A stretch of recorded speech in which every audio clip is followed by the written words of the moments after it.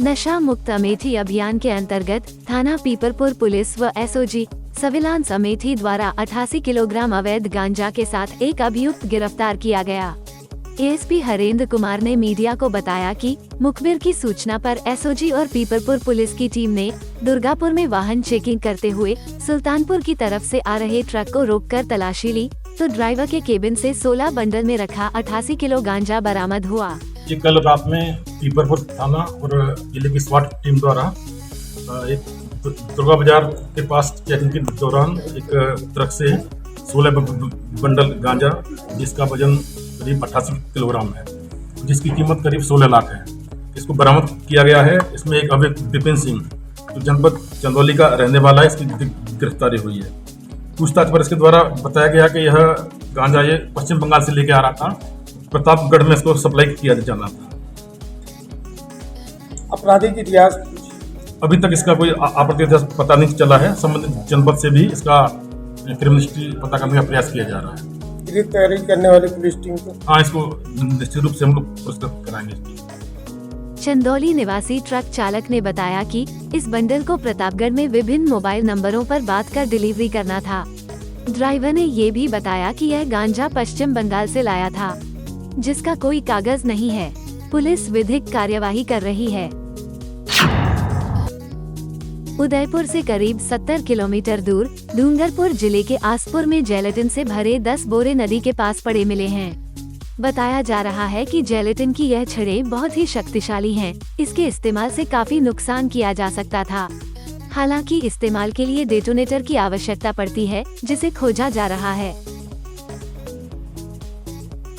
Udaipur railway bridge हादसा मामला अभी सुलझा भी नहीं है। उसके चौथे दिन जेलेटिन की यह छड़ें मिलने से प्रशासन में खलबली सी मच गई है। स्थानीय ग्रामीणों की सूचना पर पहुंची पुलिस ने नदी से बोरों को बाहर निकाला। अभी यह स्पष्ट नहीं है कि यह बोरे कहां से आए और कौन इसे लेकर आया। इसका मकसद भी अभी तक सामने नहीं आया है। जेलेटिन से भरे बोरे मिलने के बाद पुलिस अब सतर्क हो गई है और मामले की जांच करने में लगी है। बरेली के सुभाष नगर थाना क्षेत्र के बालाजी मंदिर के पास धर्मशाला में चाय विक्रेता राजेंद्र की हत्या का पुलिस ने खुलासा कर दिया है।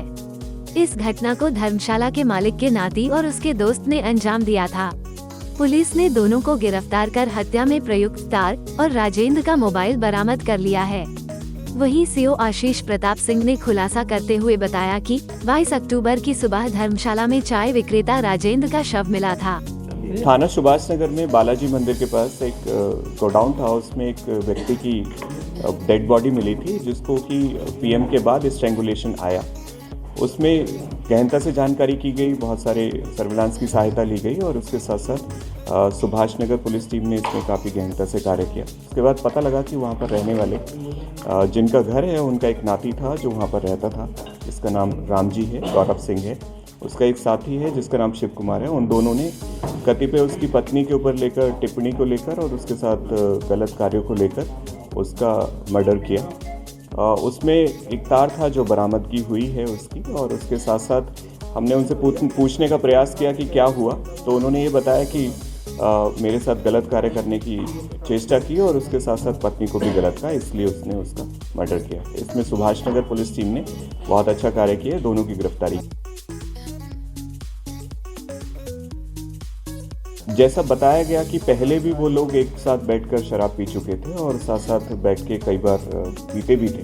तो उस दिन भी इन्होंने कहा कि दारू पी गई तीनों के द्वारा, और फिर उसके बाद जब वो बेहोशी की हालत में था, ये भी शराब के नशे में थे, तो उसके साथ साथ इन्होंने इसका गला दबाकर हत्या किया। एक छोटा सा क्लू था जिसमें ये पता लगा कि आरोपी द्वारा बताया गया था कि मैं 2-3 दिन के लिए बाहर था, लेकिन जब उसमें देखा गया, सर्विलांस की सहायता ली गई और अन्य लोगों से पूछताछ की गहनता से, तो वो बाहर नहीं गया था, घर पे ही रहा था और आसपास रहा था, घर के आसपास। तो उससे सुई गहराई और फिर उसके बाद धीरे धीरे कड़ी जुड़ती गई और उसमें घटना का नाम किया। दोनों आरोपी आपस में दोस्त हैं, क्या है इनका रिलेशन क्या?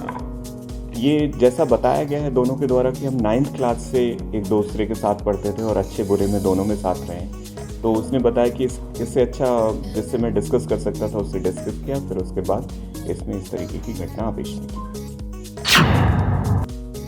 संभल सदर कोतवाली की चौकी चौधरी सराय पर अपर पुलिस अधीक्षक ने अपहृत बच्चों की घटना का खुलासा किया।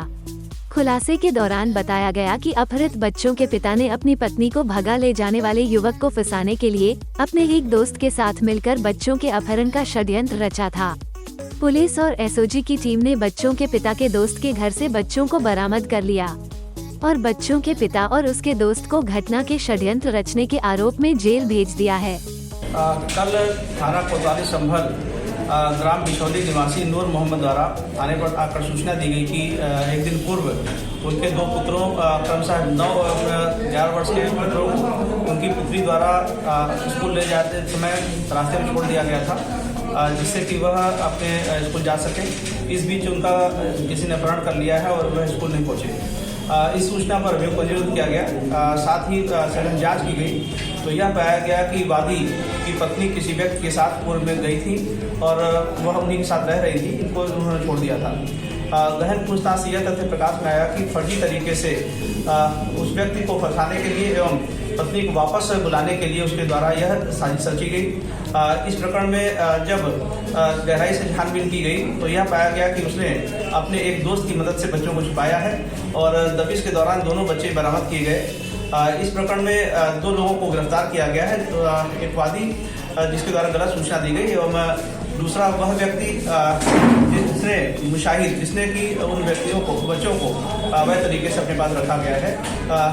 गिरफ्तार व्यक्तियों के नाम मुशाहिद पुत्र अब्दुल अजीज निवासी रायसती थाना नखासा एवं वादी नूर मोहम्मद पुत्र रशीद निवासी बिछौली थाना संभल है। इस प्रकरण में गहनता से छानबीन की जा रही है। अन्य साक्ष्य संबद्ध करते हुए घटना का शीघ्र ही निस्तारण किया जाएगा।